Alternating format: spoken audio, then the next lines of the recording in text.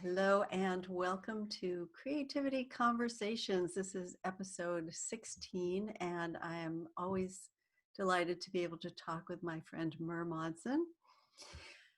And I'm going to read her bio, even though we know that bios are only placeholders.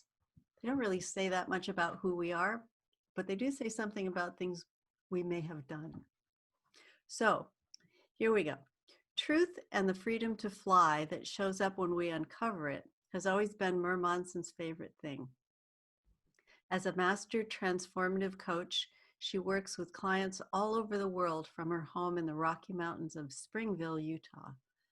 She works as a mentor coach on the faculty of Michael Neal's Super Coach Academy and loves to explore life from a higher altitude through mentoring, podcasting, writing, speaking, and teaching. Creating an online cancer support community with other cancer survivors and volunteering with teen girls and their church leaders in her local community have also been fun places for her to play. Prior to coaching, Mer worked as a school counselor, adult ed counselor, and advanced body talk practitioner. She received an MS in psychology/school counseling and a BS in family and human development from Utah State University. Her secret loves are tennis, any flavor of flying, we'll have to talk about that, and walking through life with her hubby and their 3 boys. Her website is www.mermonson.com. Welcome, Mer. Thank you. It's Lovely so to awesome to be here. Yeah, it certainly is. For me too. So, for anyone who is on the call or listening to the call who hasn't been on here before, we are just going to have a conversation about the nature of creativity. And after a while, maybe about a half an hour or so, we'll open up the call to anyone who is interested in asking questions or making comments, and we'll see how that rolls. So maybe a good place to start is to ask you, Mer, what do you think creativity is anyway?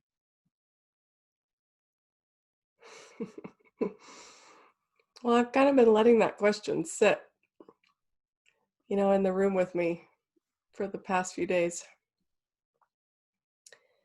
And kind of where I've landed is I don't know. So I don't know how helpful that's going to be. But there are a couple of things that have showed up new in looking again. And one of them is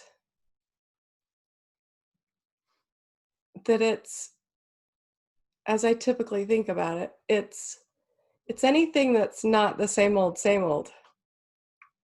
Like it's anything that hasn't been said or done or written or painted or created before, in our experience, at least. And that was kind of a fun place to look at it from. Like that doesn't seem hard.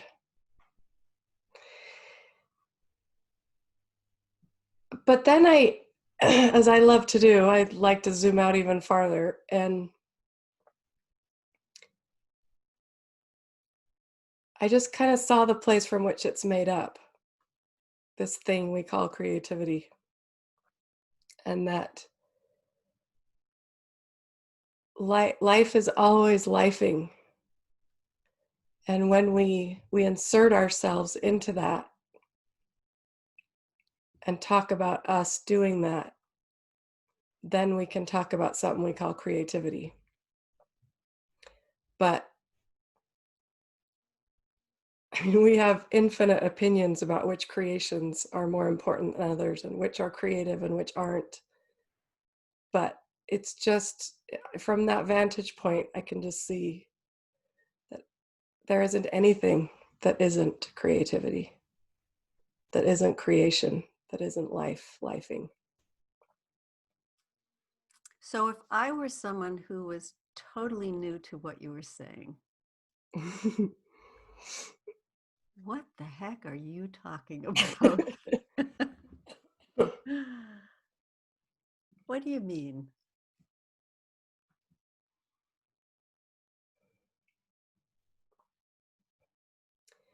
Well, I guess in response to that, I can just speak about my own experience of seeing what I'm trying to express. And in really simple terms, it just became a step from it's all about me into it's not about me. And although I'd heard those words in a religious context my whole life, I didn't get it. I didn't get what it was trying to point to until I saw that there isn't anything special about me, that I'm made of the exact same stuff that everything and everyone else on the planet is made of. And the way I woke up to that was just to see thought, was to see how my whole experience and all the meaning I'd made out of it was created out of an energy that you can call thought. And when I saw that, what wasn't thought became apparent to me. It came to the foreground. And what would you say isn't thought?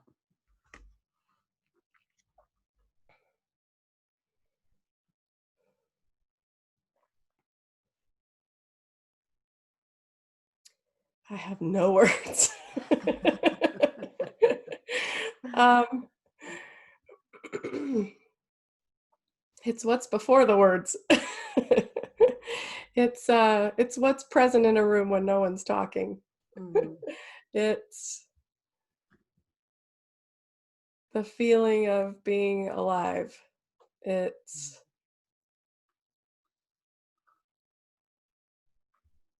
uh,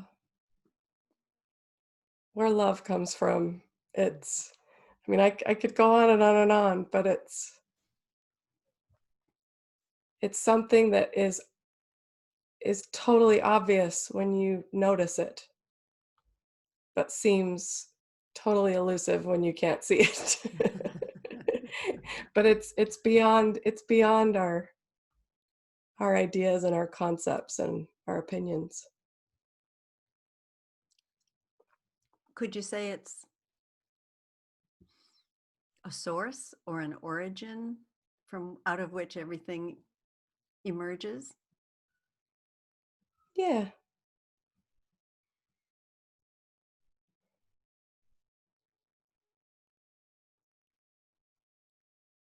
Yeah, and when you glimpse that or you have a sense of it or a feel of it,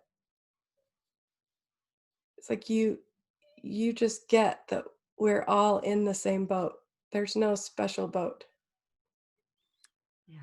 No matter what we've been through, no matter our past, our history, our body, our psychology, our circumstances, like those are all irrelevant from that boat.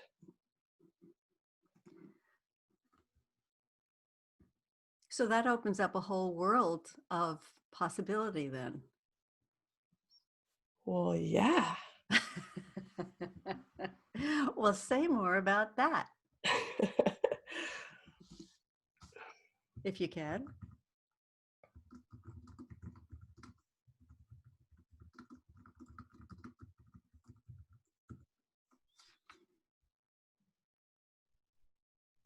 Well, just from my personal experience of seeing I'm not special in that way. Like, yeah, I still think of myself as a 48-year-old cancer survivor with 3 boys, um, married, live in the Rocky Mountains. Like all those things are still part of my experience, my past, and even my thinking right now in this moment. But there's just part of me that knows I'm not all that Hmm. too. Well, I love what you're saying. And here's what that's making me think of is that not being special is actually very freeing, because in some ways that means we have more access to what's out there, like the raw material of let's make something, let's do something, let's be something. And the more I Yeah. try to be special, have it be all about me, the less that's available. Yep. The tighter and smaller it gets. Yeah. Absolutely. Absolutely. So not only is there this infinite world available to create from, like it just doesn't even matter to the point that we're free to play when it matters less. Yeah. That's a big component, I think, in my experience, of the impulse to be creative. As soon as I start putting some parameters on it of how it should look or what I'm capable of, or any number of restrictions, the possibilities start to minimize. And it gets less fun. Much less fun, for sure. A lot less fun. Yeah. So can you articulate what creativity, however you want to define it, looked like to you? Was there a before and after where creativity looked a little more exotic or less accessible? I love your word exotic. Well, yeah.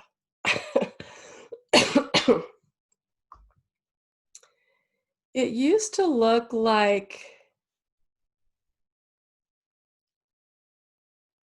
a special boat. That some people seem to always be in, and that I thought would be really cool if I could be in. And I thought the only way to get in the boat was to try really, really, really, really, really hard to make something cool, and to have to, muscle through my insecurity, to have to muscle through the fear, to have to muscle through trying to get it right. And that if I was willing to do that and to put all that in, I could probably create something kind of cool. And now, what does it look like now? It looks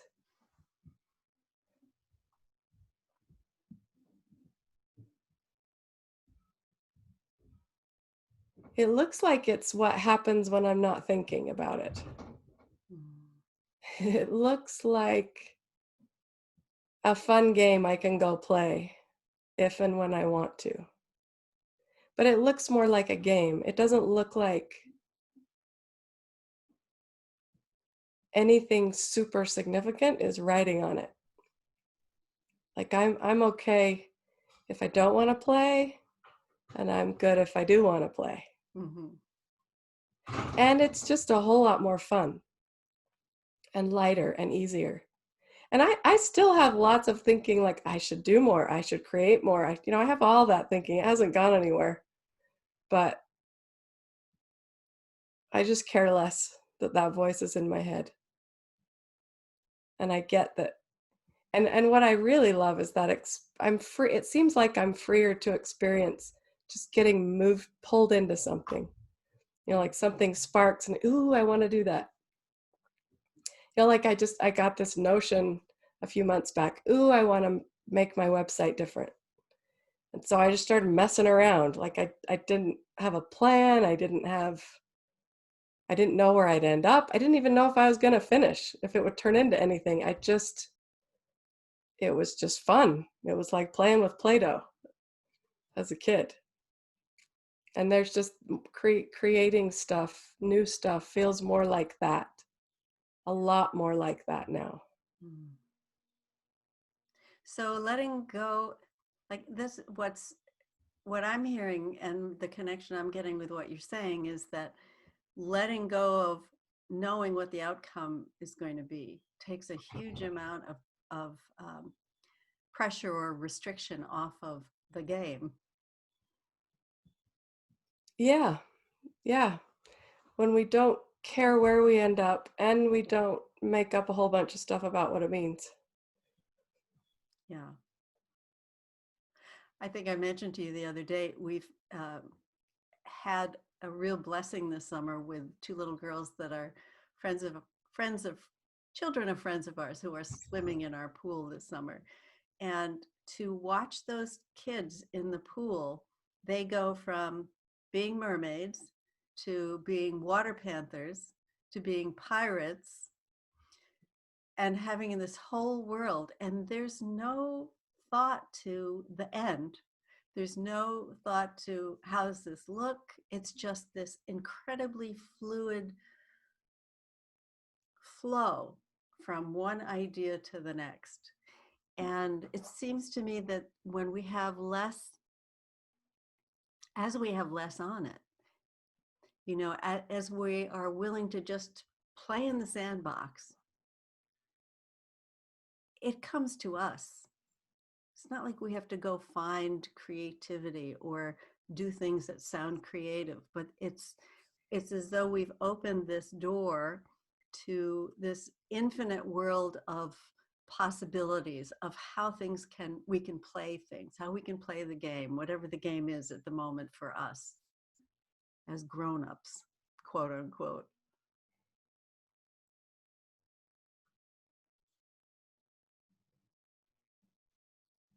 Yeah.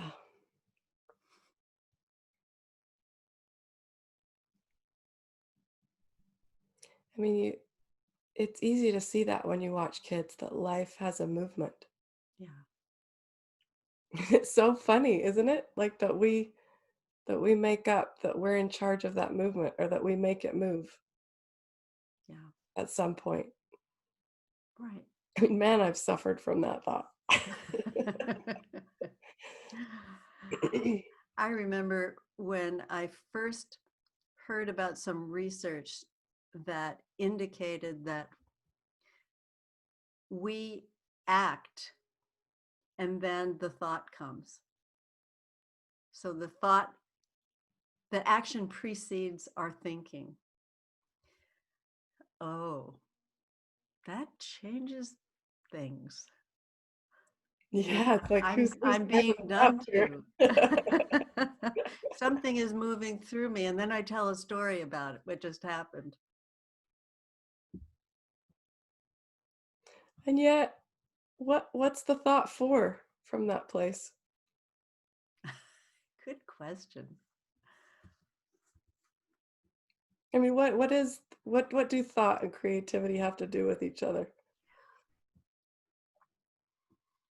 Well, you're the guest. You tell us. You're the expert. You've had Oh, 17 of these conversations. it's all still an exploration. Oh, to me, thought would be part of the Play-Doh. Yeah, I mean, you couldn't create without it, right? That's one thing I see too. Well, I I mean, might we may take, not call it thought, but yeah, it's something. It's the it's spark of an idea. yes, It's that's that true. it's the same energy. We may not call it a set of words in our head. Yeah. Well, that's a good point because I was going to bring up the point that if I'm if I'm painting something, I don't know what's going to go next or happen next or what color wants to go with another or what's going to come together. But so I would say being in that flow is when there is less thought, but there's still something underneath. You know, it's not put this here, do that. It's not instructions. Yeah, it's not something that's happening in your world of ideas. Like I think of when I sit down to play the piano, even if I'm following music that's in front of me, I'm not looking at the page and saying that's a C, that's an E, that's a D, and I need to remember the F sharp two chords from now. And I mean, there's none of that going on. Like it's just happening. like, and I'm accommodating and compensating and rearranging and coming back from mistakes, and it's I'm not thinking about it. It's just Mhm. happening. But I think it's kind of a cool point that whatever that is that's doing that, that's thought too. I mean, we give thought such a bad rap, but the overthinking is what can make it feel like it's not coming. Yeah. It's not new, it's not fresh. Yeah.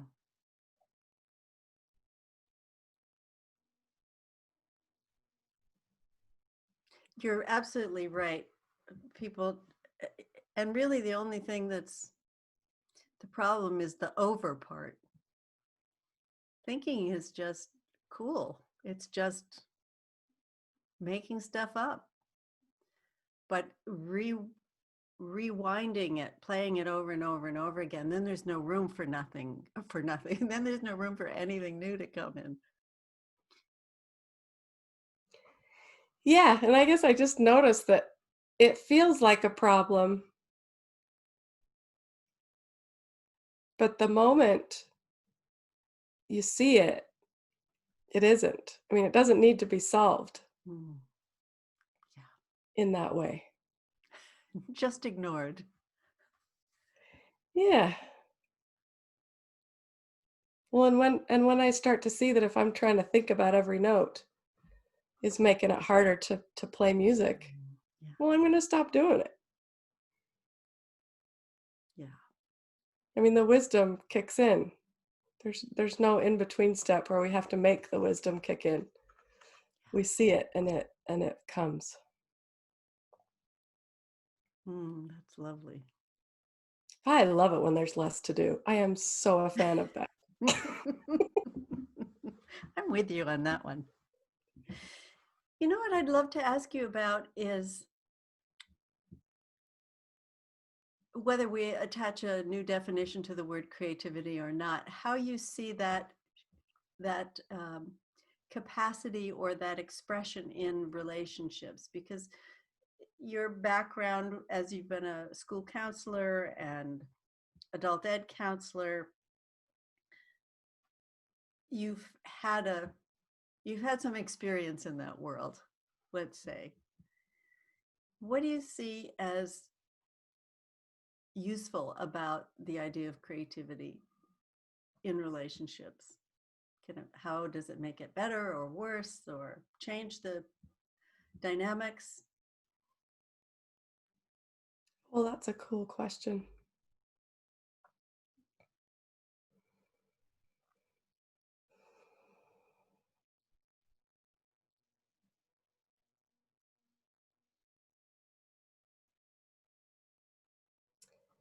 I think the the doorway there for me is in presence.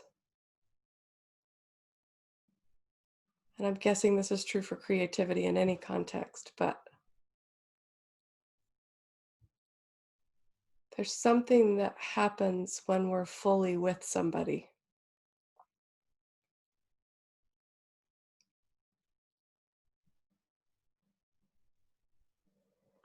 where our thinking and our old ideas and our spinning, even if it's someone we've been with for years and years, or a child or a parent or someone we have a lot of history with, there's just a feeling to being fully with them.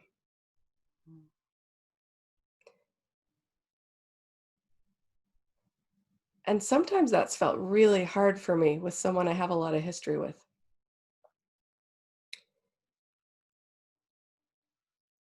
But I mean, for example, I I struggled with my parents for so many years. And the struggle that was going on in my mind about it made it really, really hard to be present with them or to enjoy them. But when I woke up to thought, as we were talking about a little while ago, I saw that beneath it, the three of us were always fine. And it allowed me, without any effort, which I'd been efforting to do for years and years and years, but it allowed me to just be present with them.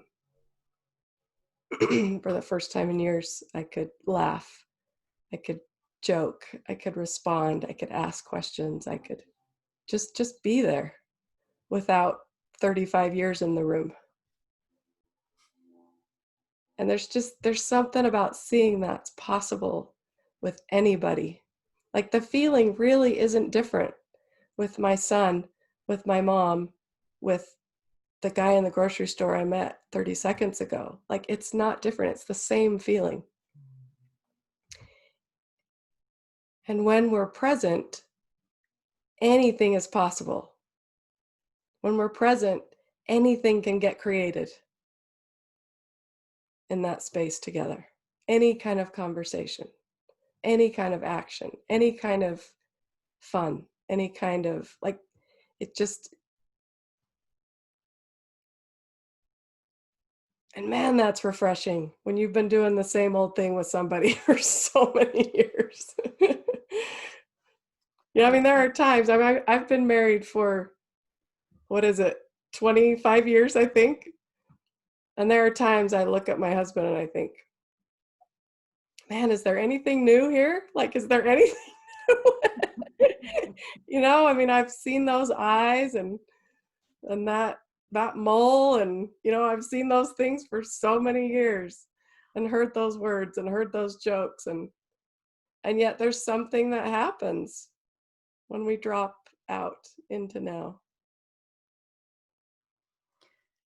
I think you are the first person to have included the idea of presence in this conversation about creativity. And to me, that makes perfect sense. It makes perfect sense. Being present to the moment, to the possibilities, to new possibilities.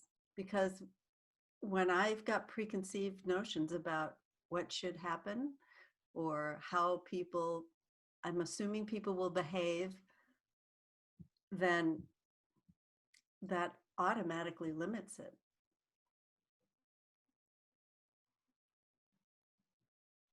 It limits my experience, it limits their experience, it's as though, I don't know, it's as though when you're present to whatever it is, making a cup of coffee, doodling, making cookies, having a conversation, when you're fully present, it's though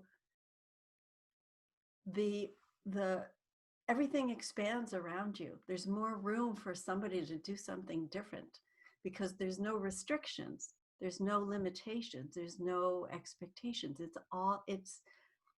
becomes so much more open. Yeah, it's got a feel to it, doesn't it? Yeah. I remember I was sitting across the table from my son a few weeks ago, and this is a son that doesn't engage much right now. He's 17 and he's really not interested in a deep emotional connection with his mother. and and I have a lot of thinking about him. And I was sitting across the table and we were playing a game and we were both looking down at the game. And I looked up and he didn't know I was looking at him, but I just looked at him, his arms, and I mean, he's 6'5", it's really tall. And I was looking at his big hands and his arms and the top of his head. And it was like I saw him for the first time in 3 years. I mean, that was the feeling I had. And there is so much space in that feeling. There is so much possibility. There's so much, I don't know, hope in that space for something different, something new, something. Yeah, that's just, it's gorgeous. So, if we extrapolated this, if I'm present to something as simple as making a cup of tea, the experience can be transformed. not just going through the motions anymore. I'm noticing the water boiling. I'm noticing the steam that comes out of the spout as I'm pouring the water into the teacup. I'm noticing the aroma if it's a flavorful tea. And there is a sense of, oh, there's a newness to it. And it's not so new that I don't recognize it, but there's something alive, more alive to it than when I'm just, been there, done that. It's almost as simple as it really is okay just to do and think about one thing at a time. And I'm feeling how different what you're describing is from trying to be present. I mean, the difference between feeling something come through you versus trying to be creative. Like, there's an effortlessness when we're just there. It reminds me of something Michael Neal said a long time ago about mindfulness. It's like we go to all this effort to try to be here. Well, just don't leave. You're already here. Just don't go. And we're always going to go. That's what our mind does. Like it's really not a problem. But I love the simplicity of that. Just one thing at a time. And there's more than enough richness. It doesn't matter how many things or what things or in what order the things are or where the things are taking you. It's just one thing. I love that. We're about at that time where I'm going to invite anyone on the call to join us in the conversation. So if you would like to share something, ask a question, wave, raise your hand, and we'll bring you on.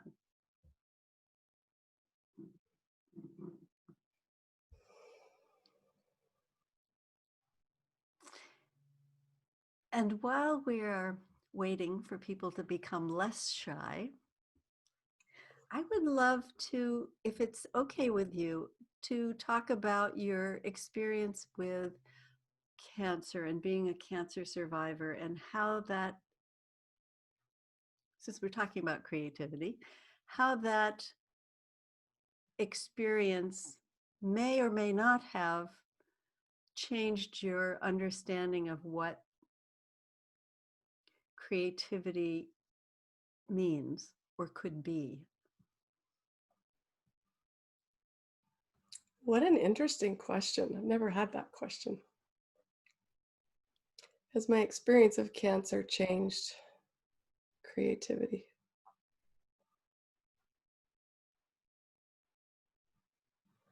Well, I remember early on, after I was diagnosed, this really strong desire to do it my own way, to not follow the whole world of thought around cancer. Not respond to it the same way, not talk about it the same way, not even think and feel the same way that we perceive the world does about cancer. And I loved that. I loved playing that game. And it wasn't hard. I mean, it was as simple as that, as a recognition that I wanted to do it my way.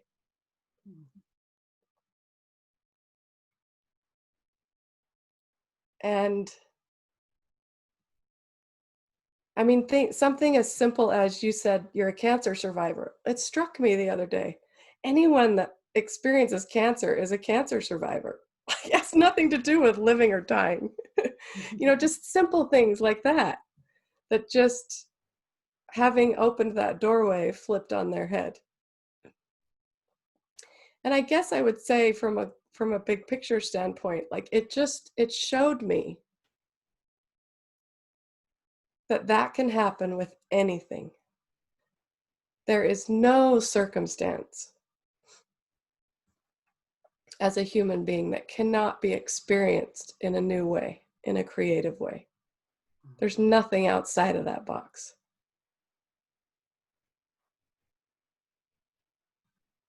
That's just really freeing. Like, I'm never going to be stuck in a circumstance where I have to think and feel a certain way. I mean, that's just cool. And wow, there's so much less fear in the room when you glimpse that. I mean, I don't,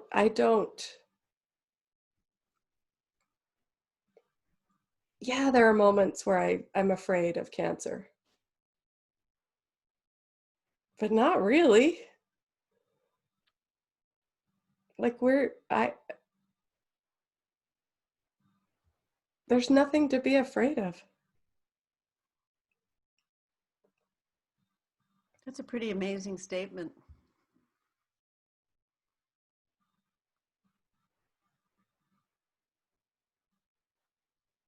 Yeah. Isn't it cool that we can know that and still experience fear all the time? Just a little bit of a. I haven't conquered fear, that's for sure. But I know that there's nothing I have to be afraid of. Yeah. Well, the have to part. Wow. Yeah, that makes all the difference. Yeah. Wow. We're going to go to Gary. I've just enjoyed what you've been saying so much, and it made such sense to me. And God, what a creative act to have cancer and think, well, I'm going to do this my way. I'm going to make up how this is. I'm not going to I'm not going to go down the road that is the proscribed way. I'm going to see what I do with it. That's a real act of creativity, as far as I'm concerned. That's just shining creativity.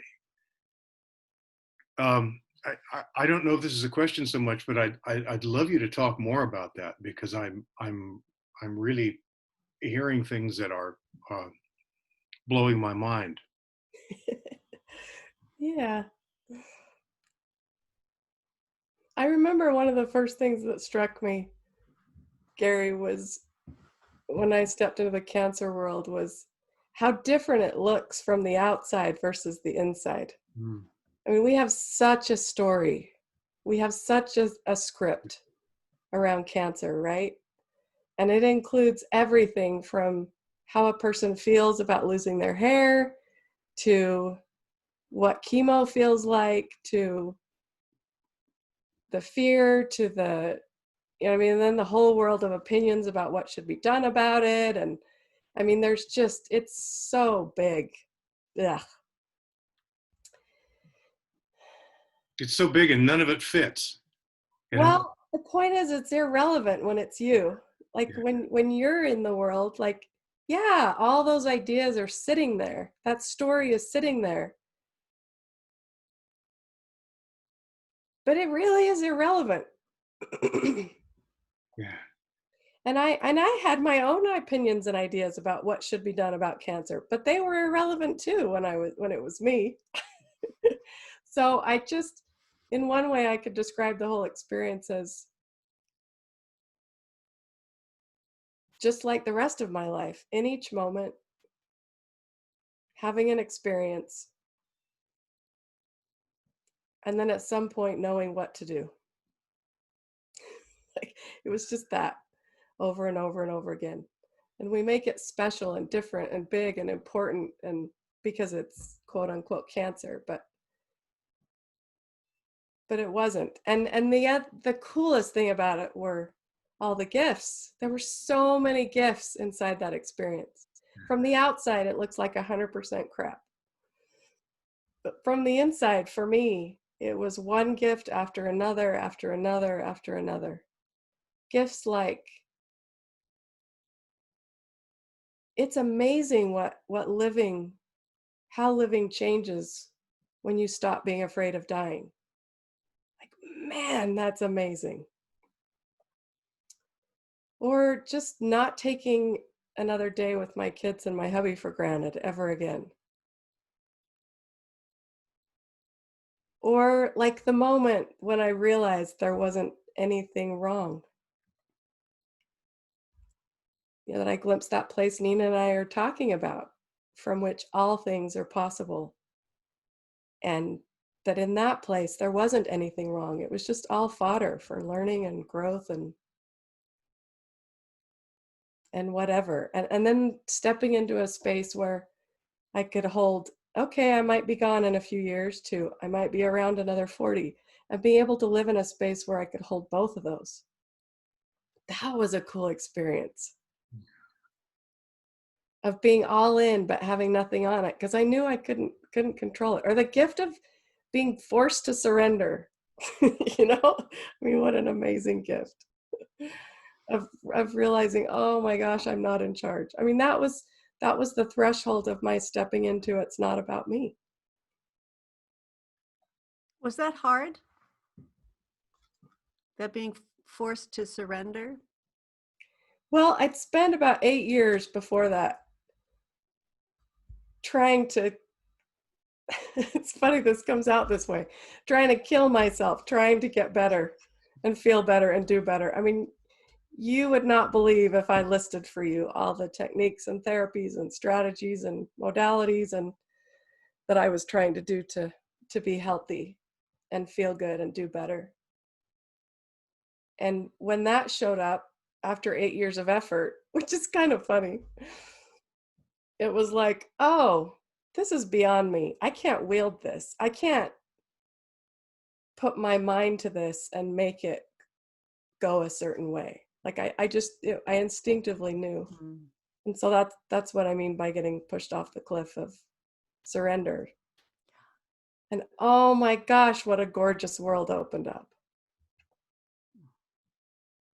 That's I wish I could do that in every area of my life. But I especially like what seems to me to be the spirit of adventure you went into it with. Like you were talking about how different it is from the inside than it was from the outside. The spirit of adventure that sort of, it sounds like you were almost saying, well, good, now I get to see what's true about cancer.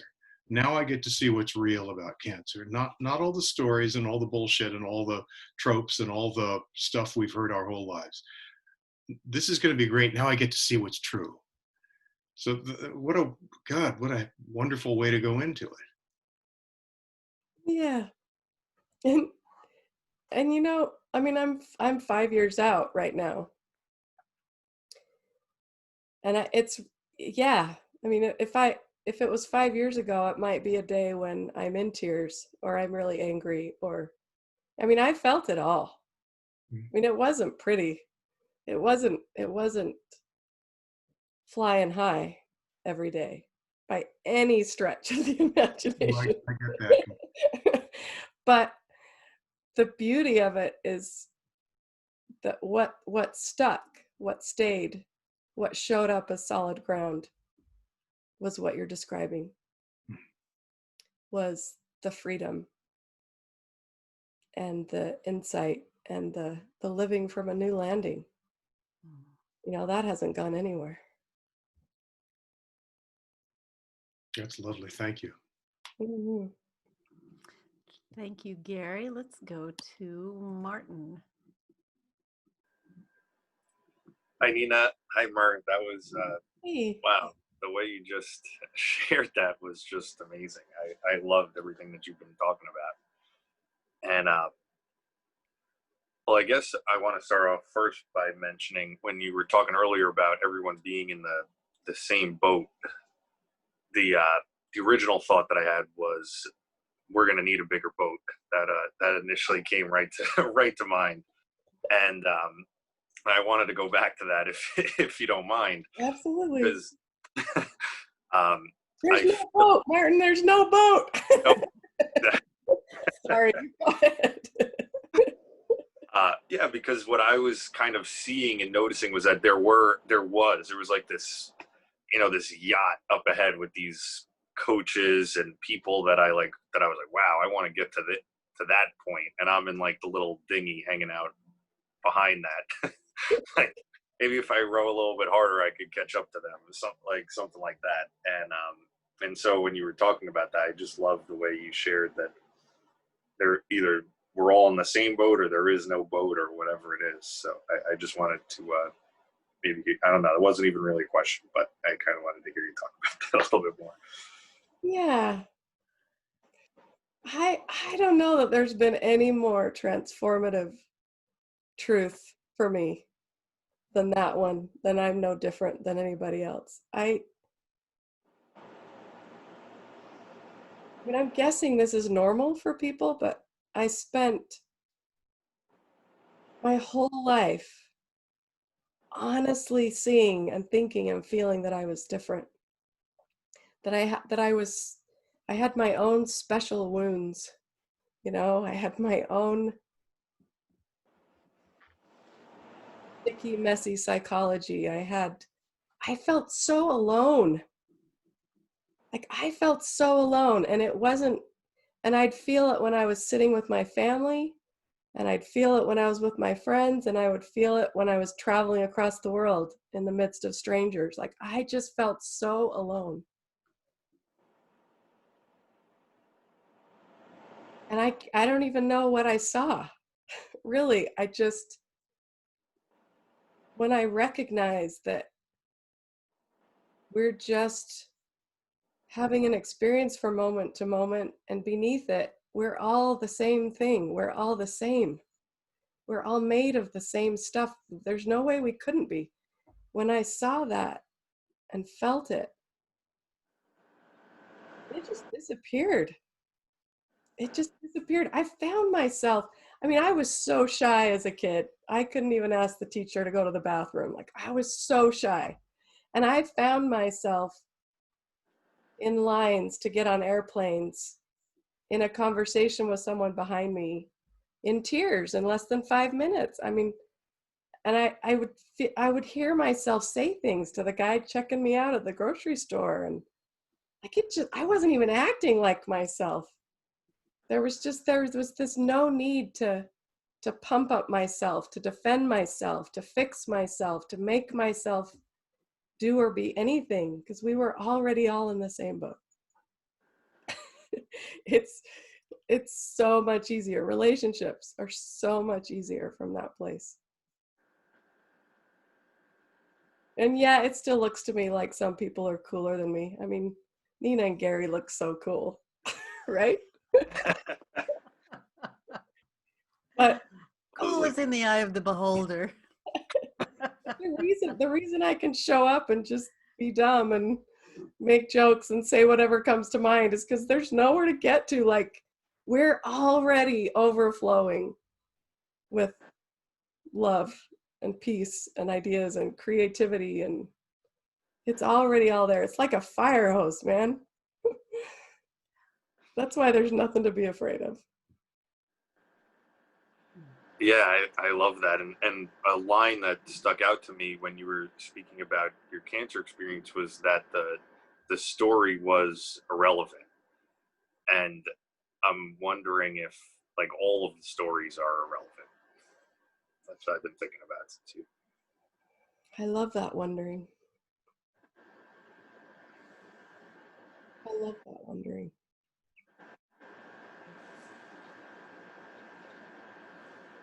And it's so cool that even glimpsing that they might not be, has a profound effect. We don't even have to see it all the way.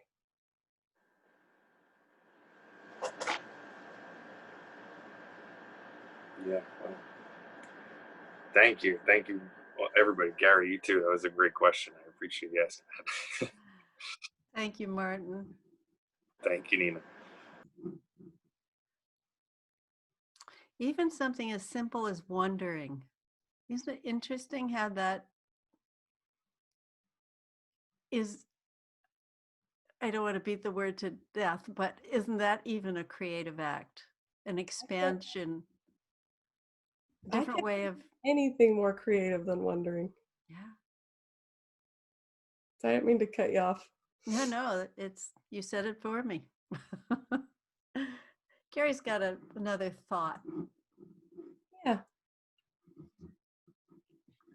Yeah. It just, I loved when you were talking about getting to that place where you find out you're not special, because I mean, like probably most of us, I had that for years too, and that sense of aloneness, even with people I loved or people with all that, and when that, uh, and I thought it was precious. I thought the specialness, there was some value in it somehow, and when it started to just not make sense anymore and fall away, and I sort of got to that place that you're describing, which I'd call nothing to defend, nothing to pretend.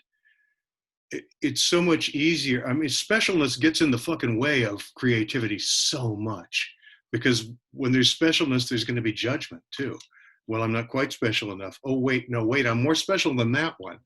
And it just cuts off the flow of creativity. So it's really created. I mean, it's really connected to the letting go of the idea of specialness, the thoughts about specialness. Then creativity doesn't have anything. That's like a cork in the bottle. The specialness goes away, the cork's out. Yeah. I've always kind of hated that word special. I mean, it just, yeah. Yeah, I had a love-hate relationship with it now, but it's mostly now I just don't. It's just disregard now. It just doesn't factor in. So Yeah. much. Sorry, go ahead. No, it's just so much easier. Is all I was saying. Yeah, and it's one of those mysteries that the moment we see it, that's when we start to shine. Mm. And from the outside, people say, "Wow, he's special." But it's the waking up to the fact that you're not that allows you to shine brighter. Yeah. That's just cool, and it's such a mystery. Yeah. Yeah, it is. It blows your mind. Continually. Thanks. Thanks. So I have a wondering about the word vulnerability, because I often hear people say, I'm afraid of being vulnerable, when they try to do something new. And I'd love to know your thoughts about even that word, whether it means anything, whether it ever meant anything.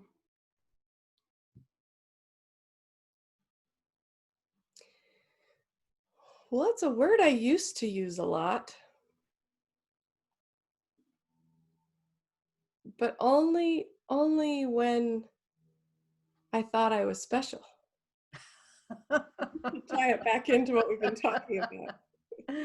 Like I don't ever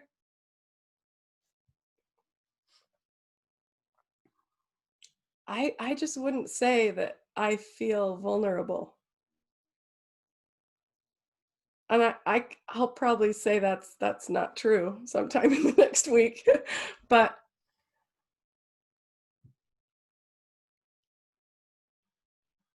oh, actually what's coming to mind is that this writing class that I've been in for about a year. And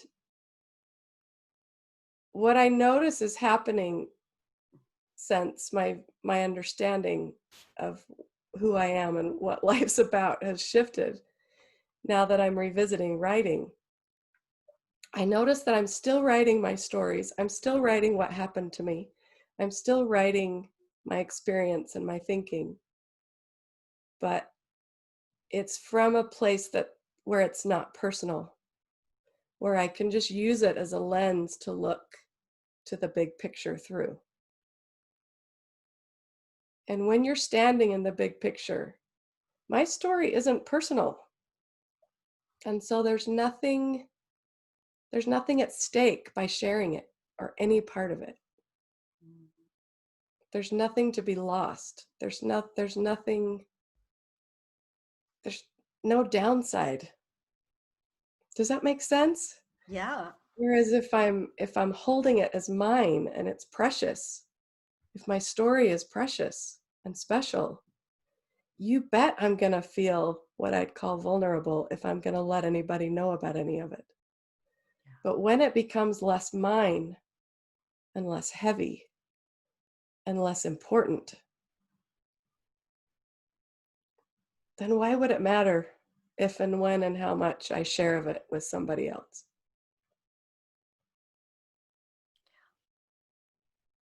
That's gorgeous.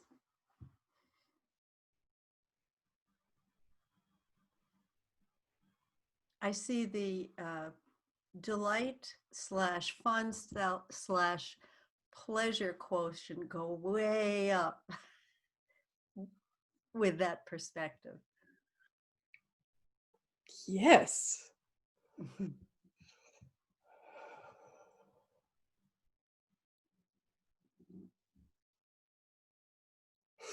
Yeah. It's another one of those paradoxes, those Yeah. mysteries. Living a personal life gets so much better when it becomes less personal. When it's less personal, right? Right. Living the impersonal life. Yeah. There's a cool name for a podcast. Yeah. Golly.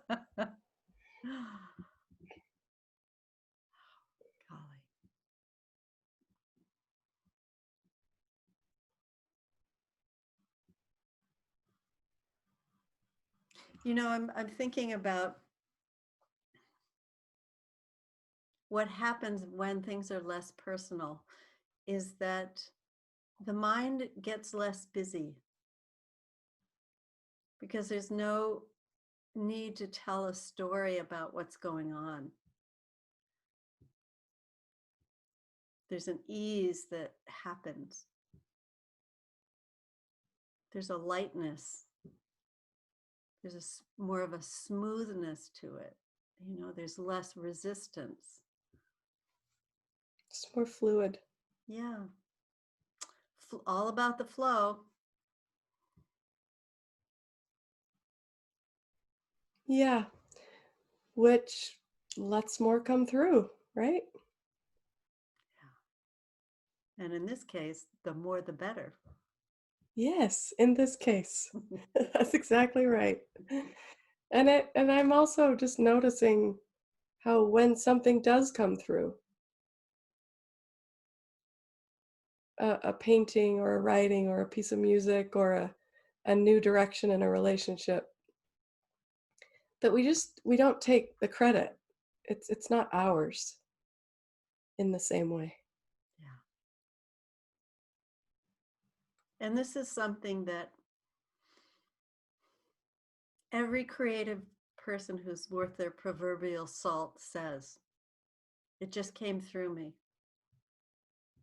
I got out of the way.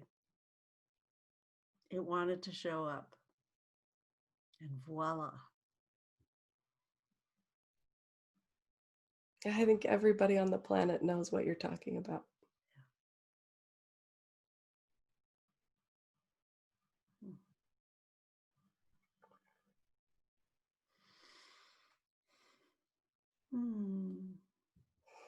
Well, that was fun.